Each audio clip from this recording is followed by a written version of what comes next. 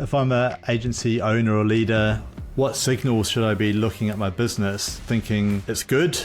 It's hard to get benchmarks, right? Because every agency is different in scope and size and sector. The single biggest tip that I would say to anybody is go and ask your team. Go and ask your team members, what are your problems? How can technology, how can I help you right now? What's not working? Have you looked at Bullhorn or the CRM? No, we've gone to LinkedIn first. Okay, well, let's look at the CRM. Let's do different Booleans. Let's ask for referrals. Let's look at people who were placed in that similar location before or have interviewed for that client before. There might be some untapped talent there. So whenever we sit down with a client and we're doing one of our strategy and audit sessions, I look, so say, cards on the table, tell me your problems. Right. And all of a sudden, we unlock things. Sometimes it is more complicated, but you need to almost understand where your team are at so you can work out what you need to do to move forward.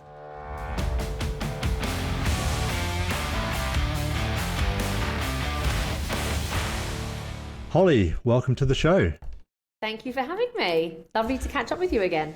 Yes, indeed. I think we've seen each other a couple of times this year, Rec Expo in London and Bullhorn Engage Boston. So yeah, we are fresh back from America a few weeks ago after sort of taking in the whirlwind of a busy few days with product launches and lots of interesting people to meet, wasn't there? It was a very good event, though. Amazing event, amazing. And so just kick it off. I see, Restack, 2 years, just gone 2 years. So congrats on that. I'm sure it's been a journey.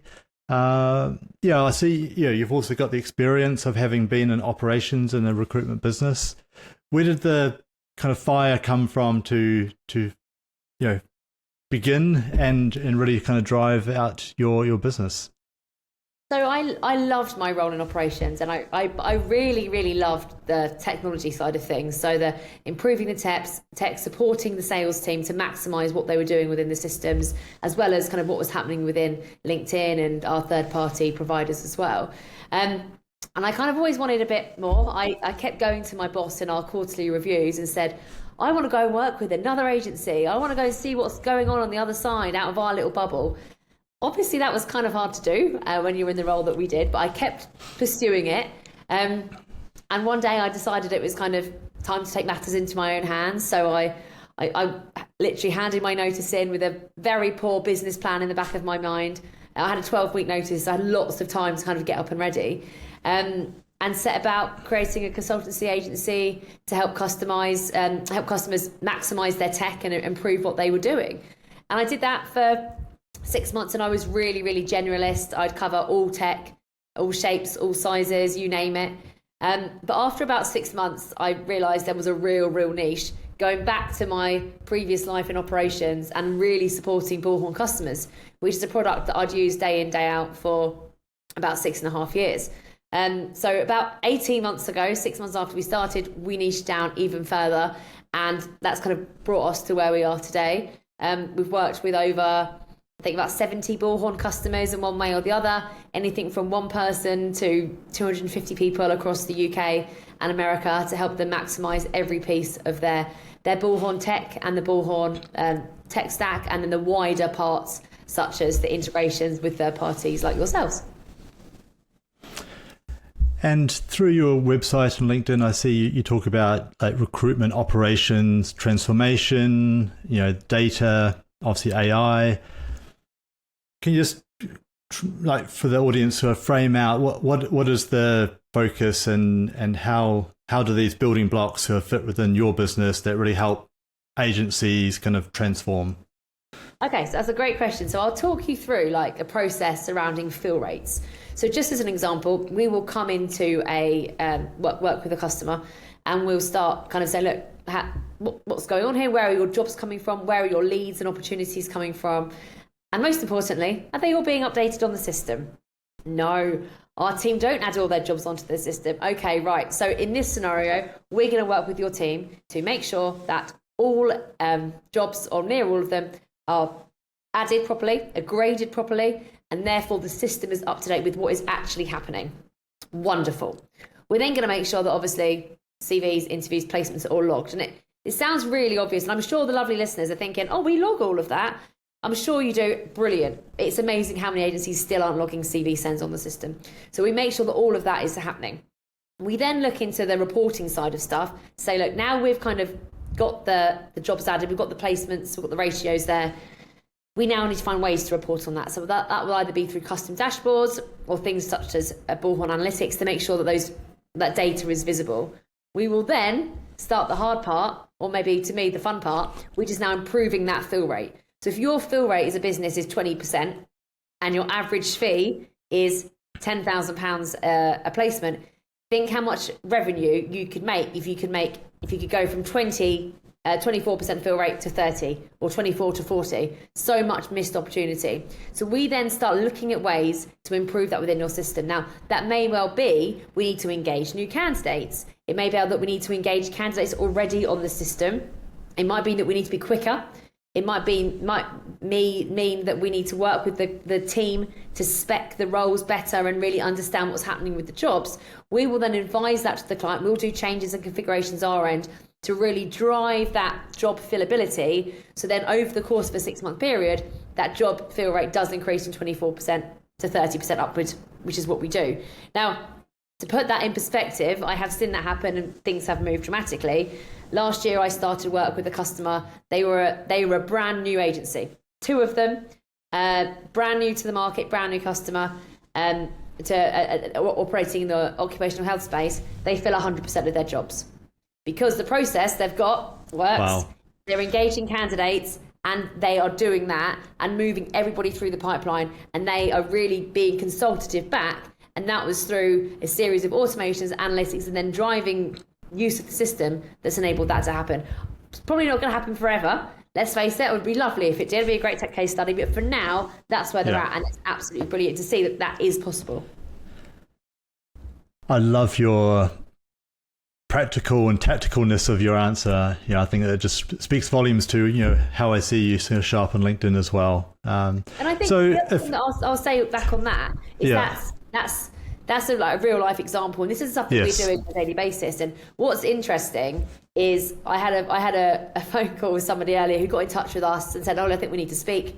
I was like, "Great, here we go." And I said, "Look, how can I help you? Like, what's going on?" He said, "Actually, I want the other way around. I want you to come in and tell us what we're doing, what we need to do better." And I was like, "Yep, absolutely." So sometimes people just they don't know what they don't know. They want their teams to be more efficient, and we're just continually finding those practical ways to try and make that happen. That was just about to be my next question. It was really about, if I'm an agency owner or leader, I'm listening to this. What signals should I be looking at my business thinking it's good? It's hard to get benchmarks, right? Because every agency is different in scope and size and sector. What should I be, or should I just be picking up the phone and calling you? So feel free to do that. But most importantly, I would look at a few things such as fill rates, time to fill, what's actually going on there. I would then look at the system usage. I'm going to use a Bullhorn example here. Mm-hmm. If you have Bullhorn and you have automations, how many automations do you have running? If you have less than 50, there's way more that you can do. If you've got 50 to 100, have the mindset, what can we do next? So look at things like that. Also, analytics, like are the metrics working for you? If you've got multiple spreadsheets as well, we probably need to be driving more activity happening through the CRM. But the single biggest tip that I would say to anybody is go and ask your team. Go and ask your team members, what are your problems? How can the technology, how can I help you right now? What's not working?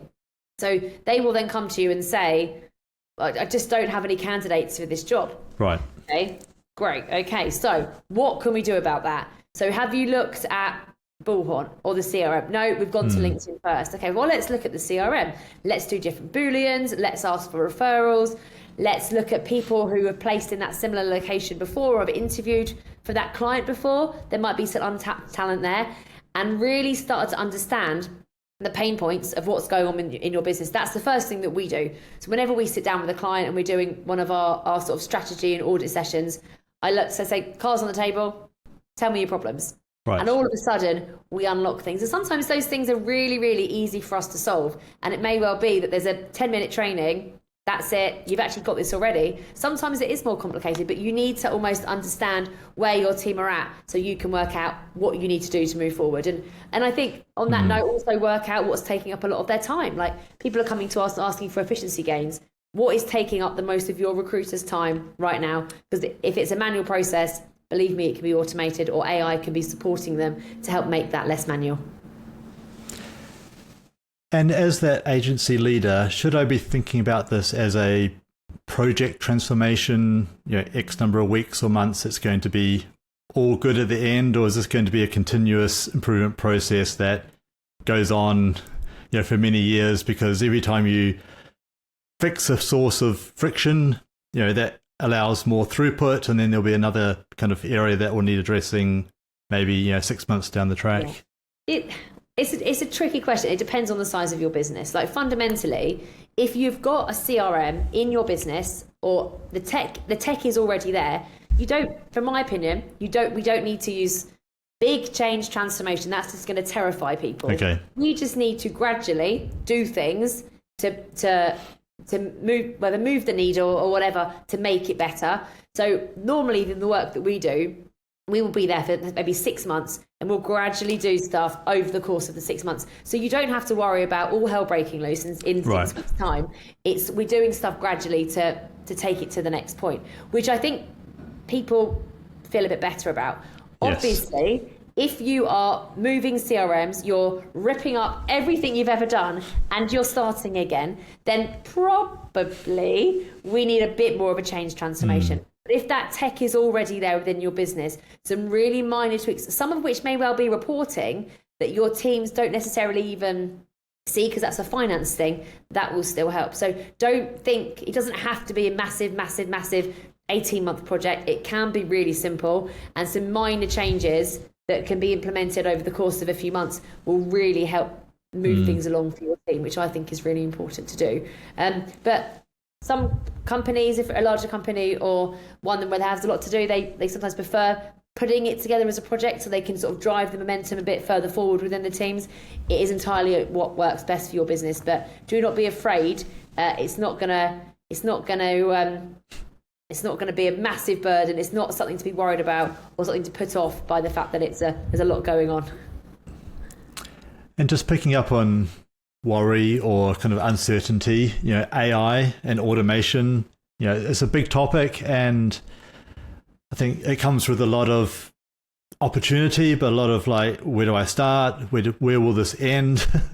How are you sort of coaching or sort of talking through with agency leaders about how to kind of plan for that, and what perhaps we even don't know might be developed in 3 months or 6 months from today? That's a great question. I think for me, there's two things. One, why? So I've had numerous conversations over the last year with both business owners who have said, Holly, we need to buy AI. What should we buy? And I've gone, well, if you don't know the answer to that, don't buy anything. So I'm really saying to people, what do you need and why? What problem are you trying to solve? Because if you're trying to do automated candidate outreach or full AI outreach, and actually the problem is the quality of your notes within your call recordings are poor, there's going to be a big gap there. So actually we need to really focus on what problem are you trying to solve. Let the AI, the automation, or even stuff naturally within your CRM work, get that fixed. Then the tools will come to you and you know what you're buying for the right reasons. So step one, just work out why. We are now taking a slightly different approach. So Bullhorn very recently launched a new product called Bullhorn Amplify. Now, I know this is going to be an amazing product, but a lot of our clients still aren't quite ready for it. So what we're now starting to do is say, look, we know this is going to happen in 2026. We're really excited. We're ready. It's going to be game changing. However, we're currently in July. So actually, this is what now needs to happen. You need to do this, and this. Then you'll be ready for that. So the clients who know what they want and we're ready to transition, we're kind of saying, you need to get these basic bits first. So you need to be going back to what I was saying earlier, uploading your jobs, make sure they're all uploaded, do your CVs, make sure your note taking and note quality is bang on.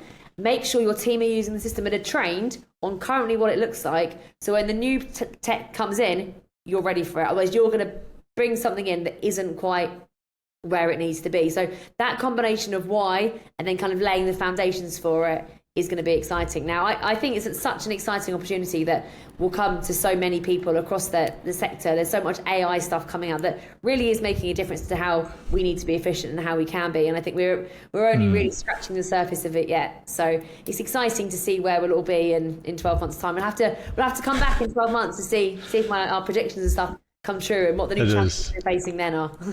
Yes, yeah. And in between those 12 months, a quick call to action for the audience. Do follow Holly on LinkedIn. I've got her profile up here, Holly-Langley. She's amazing on LinkedIn. Plenty of, really informative content, but also, some fun content too, which I love. So I think you've really smashed it on LinkedIn. So well done, Holly. It really means a lot to me, LinkedIn. We are very lucky that we get a large amount of inbound business off the back of it.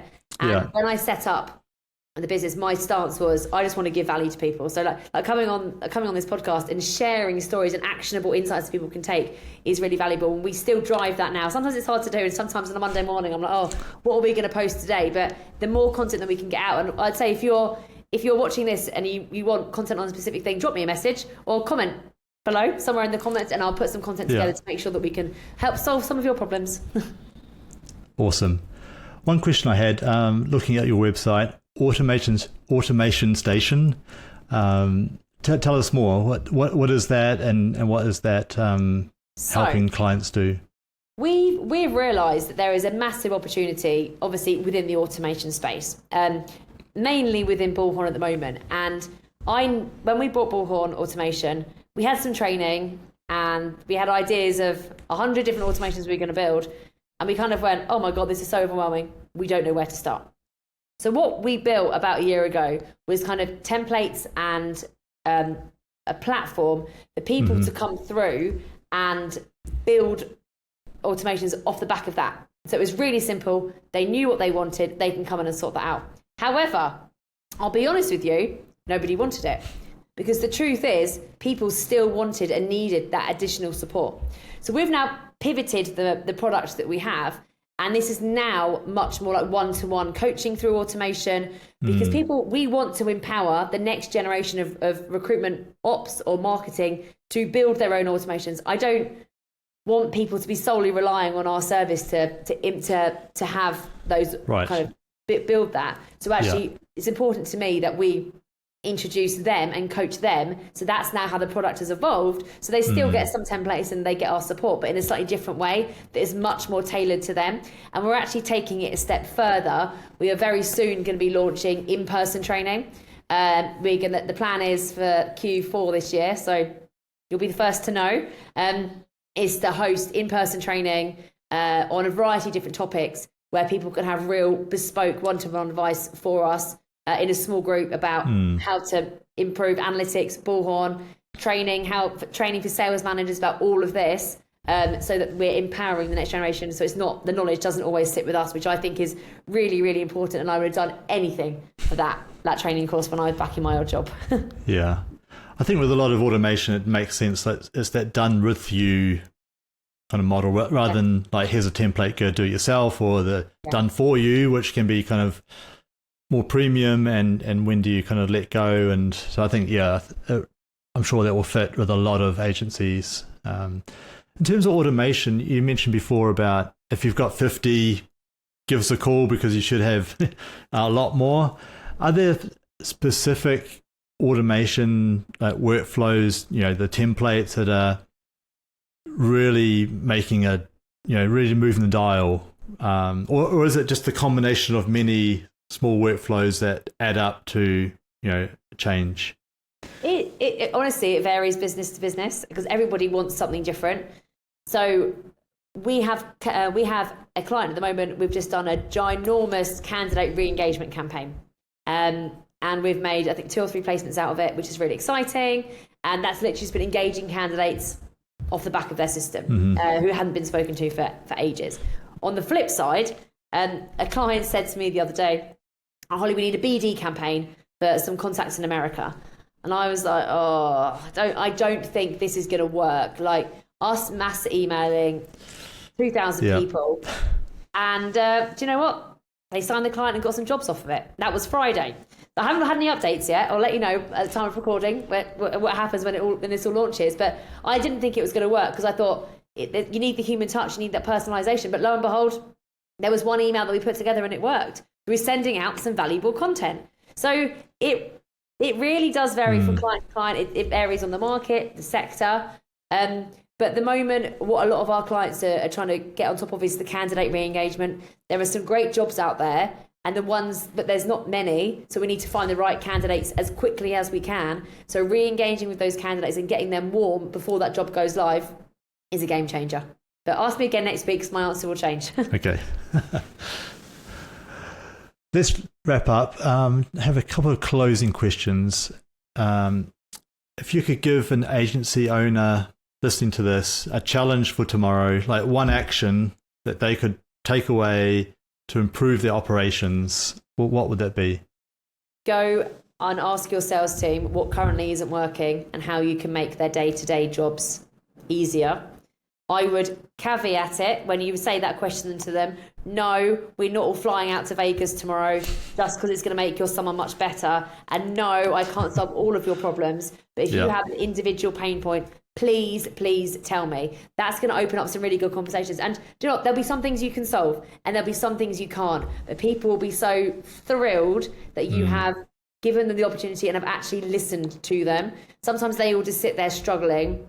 And if you know their challenges, together as a leadership team, you can find ways to slowly solve that and get support from your team. And if this is a technology thing and somebody is saying X, Y, and Z on Ringover, this quote isn't right, that's fine. Well, Ringover are there to support you, or Bullhorn are there to support you, or LinkedIn are there to support you. Yeah. Speak to your account manager. They will help you. Make sure your teams know that issues can be solved. Customer success will help you. So drive that conversation so that your team know they're listened to. So then you can solve their problems.